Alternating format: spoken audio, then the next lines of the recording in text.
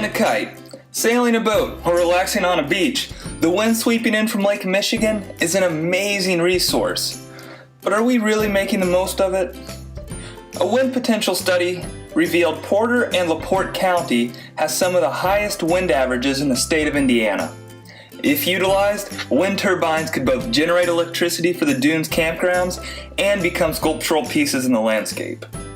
So the question is, where and how do we locate these turbines, and which ones do we need? Well, your friendly narrator is here to help. To start with, we will use 5 criteria to find the perfect location. These are land use, soil type, wind patterns, proximity to the state park, and the view from the visitor center. First, let's look at land use.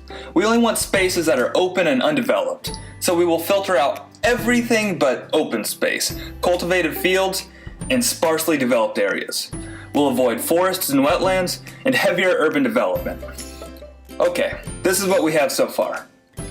Next, we'll look at soil types. Because turbines are large structures with concrete footings, we need land with strong soil.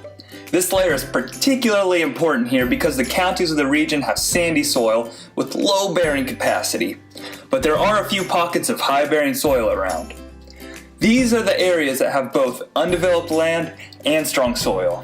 As you can see, that filtered out a lot of land. Next, we'll look at the wind patterns of the 2 counties. So bringing together all the criteria so far, we are searching for land that is open, has buildable soil, and at least 6 meters per second of wind, which is plenty for most turbines. Boom! That narrowed it down. We're down to about a dozen sites in the county. The last layer we'll use is a distance filter, searching only for sites within a quarter mile of land owned by the Indiana Dunes. After adding that final filter, only 3 sites are suitable for the turbines. We're getting close. The last step is to pick the site with the best view from the Indiana Dunes Visitor Center. Since the Visitor Center is LEED certified and an educational tool, ensuring renewable energy production is visible from it adds another dimension to its public outreach. After applying the 5th and final filter, 1 site stands out as the most suitable for the turbines. Okay, that was fun. Now we know exactly where the turbines go, we can select the most appropriate model. To do that, we will need to calculate the amount of electricity needed by the campground. For this, I'll call in my fancy math friend, Sir Buzz Killington, Duke of Quotienshire. To get this number, let's work backwards from the last electric bill, which was £140,000. I mean, American dollars for the year. A little research shows each kilowatt hour of electricity costs 7.7 cents. This gives us 1.8 million kilowatt hours of electricity usage for the last year, or 1,800 megawatt hours. 1,800 megawatt hours a year divided by 365 days a year lands us at right about 5 megawatt hours per day. Now we know how much electricity is needed per day. We can go shopping for turbines.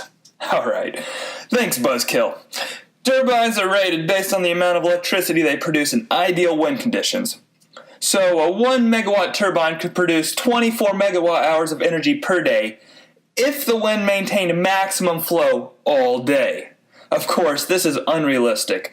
So for our purposes, we'll estimate that turbines can produce the equivalent of 6 hours of electricity at peak flow. So a 1 megawatt turbine will actually produce about 6 megawatt hours per day. Simple enough. And if that's not exciting enough for you, here's a cat playing the piano.